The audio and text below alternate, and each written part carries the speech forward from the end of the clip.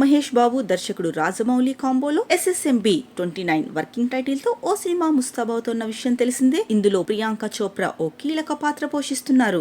దీంతో ఆమెకు సంబంధించిన ప్రతి ఇంటర్వ్యూ వైరల్ గా మారుతోంది. తాజాగా ప్రియాంక ఓ ఇంగ్లీష్ మీడియాతో మాట్లాడిన మాటలను మహేష్ అభిమానులు షేర్ చేస్తున్నారు. తాను ప్రస్తుతం ఓ ఇండియన్ సినిమాలో నటిస్తున్నట్లు చెప్పిన ప్రియాంక ఆ ప్రాజెక్టు కోసం ఉత్సాహంగా ఎదురు చూస్తున్నట్లు తెలిపారు. వివాహం అనంతరం హాలీవుడ్ లో స్థిరపడిన ప్రియాంక తాను ఇక్కడి సినిమాలను మిస్ అవుతున్నట్లు చెప్పారు. నేను ఇండియాను, హిందీ సినిమాలను మిస్ అవుతున్నాను. ఈ సంవత్సరం ఓ భారతీయ సినిమాలో నటిస్తున్నాను. ఆ ప్రాజెక్టు కోసం ఎంతో ఆసక్తిగా ఎదురు చూస్తున్నాను. ఇండియన్ ఆడియన్స్ నాపై చూపే ప్రేమ ఎంతో విలువైనది. అది ఎల్లప్పుడూ ఇలానే కొనసాగుతుందని ఆశిస్తున్నానని చెప్పారు. దీంతో ప్రియాంక SSMB 29 గురించి మాట్లాడిందంటూ అభిమానులు ఆనందిస్తున్నారు. ఇక ఇదే ఇంటర్వ్యూలో మణిరత్నం దర్శకత్వంలో వచ్చిన బొంబాయి సినిమా గురించి ప్రియాంక మాట్లాడారు. నేను ఎక్కువ సినిమాలు చూస్తూ పెరగలేదు. మా నాన్నకు సంగీతం అంటే ఎంతో ఇష్టం. ఇంట్లో ఎప్పుడూ సంగీతం వినిపిస్తూనే ఉండేది.